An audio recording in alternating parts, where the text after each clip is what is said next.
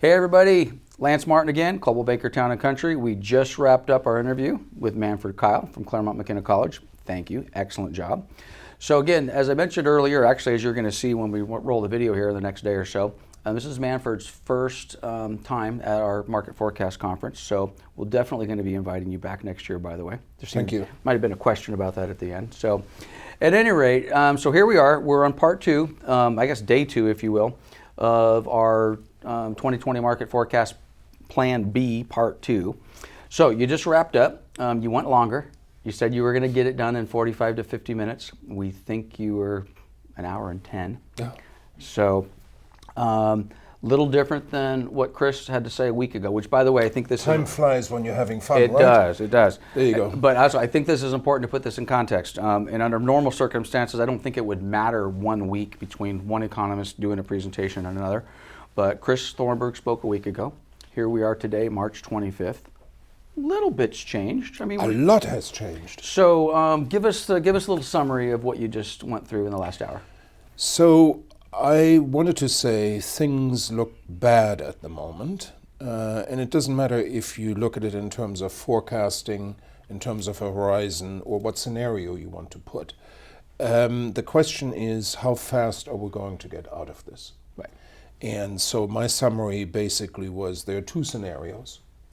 One that is more optimistic, which is that basically this virus affair is beyond us in 2 months. If that happens, given the stimulus that was passed today and the monetary easing that we see, then hopefully the economy will start to bounce back. Now, the point was it will take a little bit longer than just this quarter because consumers are scared at the moment.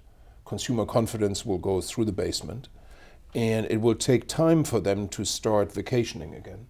It will take time for them to plan that flight that they canceled before.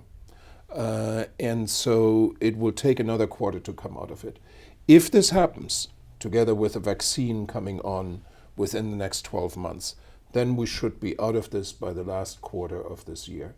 And as I said, a litmus test would be, will Coachella take place in October? Right. I find that interesting. My buddy is very closely connected with Coachella and Stagecoach, and he'll be watching this part, I'm sure. It is stunning once you get involved with it. I didn't want to, and I do the forecast for the Coachella Valley, but there are 225,000 people on each one of the weekends, and Stagecoach is 70,000. Right. So for that area, it has a huge impact. But that wasn't the point that I was trying to make. Right. The point I was trying to make is if Coachella takes place, right, then other good things will happen. The Dodgers will play and win the World Series and things like that. So maybe the Coachella thing is almost like the canary in the coal mine in reverse. Absolutely. You know, so if the canary is alive and breathing and bands are playing in at the polo fields, that's a great thing. And if it doesn't happen, then we're in trouble a little bit longer, and it could take as long as the middle of next year to pull out of this. But hopefully this will not happen because we have put medicine into place. I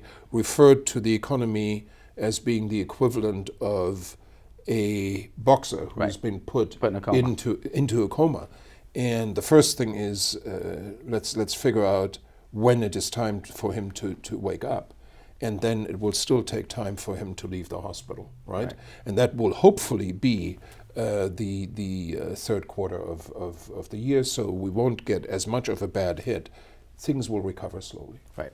So, but the Coachella in October, that's positive scenario 1 or worst case scenario 2? No. That's best if case. If Coachella gets canceled, that would be a bad sign. So that would be kind of something for us to be concerned about. Interesting. Yeah. Okay. Yeah, I want to kind of put a date stamp on this because these videos have a shelf life, and we are going to bring you back next year, and this might be something we're going to reference 6, 8, 9, 10, 12 months from now. But you mentioned, again, today's March 25th. I don't know if it's passed just yet, but we have a $2 trillion, whatever we're calling it, stimulus package. Probably going to come out and be passed today or tomorrow. Do you know enough about it to kind of give us any insight today? Basically what I've read and heard is that there will be a check for most people who are below a certain limit. You will not write a check for $1,200 for someone who made $1 million last year. So there will be some limit put on that. And the second thing is there will be unemployment insurance generosity. So typically in the United States, in order to get unemployment insurance benefits, you have to work for a year and then you draw unemployment benefits for half a year. So without getting into the tall grass on that though, just generally speaking, this is the Treasury and the United States government throwing everything they possibly have at where we are today. That's right. In an effort to shorten things and hopefully get us to Coachella in October. Yes, there has been a huge decline, or there will be, in demand. And when we're talking about demand, we're talking households and firms. And so what the government, and exports as well, because foreigners at the moment will not buy things from the United States. If you're in Italy, you're worried about staying alive rather than to buy a pair of Levi's. So that is a decline in demand that is huge. And what the government is trying to do is trying to make up for it. Okay, let me ask you a question. Put you on the spot. Option one, option two. Are you feeling the optimistic option, or is it just a crapshoot? I feel the optimistic one simply looking at China. Now, China has the ability, because of its system, to put matters into effect that perhaps we can't. We can't be as restrictive as they are.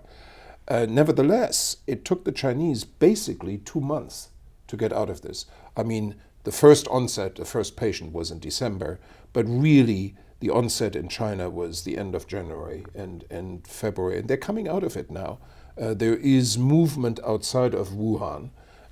If you live in Shanghai or Nanjing or Beijing, people are starting to ramp up back production. That is what we want to see. So if for 2 months things are going bad, we can survive this. Got it. And hopefully that's the timeline that we're looking at. Beautiful. Okay, so this is the deal, guys. We're going to get the video we're shooting right now is going to be posted to our Facebook page this evening. All right, so we're going to get this out within several hours of the time we've recorded it. As soon as we get Manfred's complete video up and out of production, which will probably be tomorrow, certainly no later than Friday, we'll get that posted.